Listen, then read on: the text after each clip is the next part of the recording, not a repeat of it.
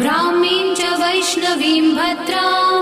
षड्भुजां च चतुर्मुखां त्रिनेत्रां च त्रिशूलां च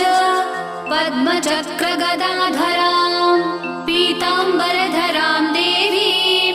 नानालङ्कारभूषितां तेजःपुञ्जधरां श्रेष्ठां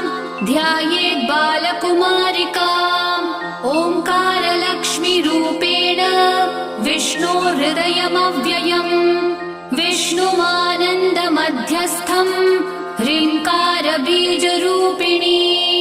ॐ क्लीं अमृतानन्दभद्रे सद्य आनन्ददायिनी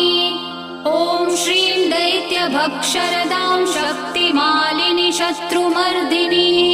तेजःप्रकाशिनी देवी वरदा शुभकारिणी ब्राह्मी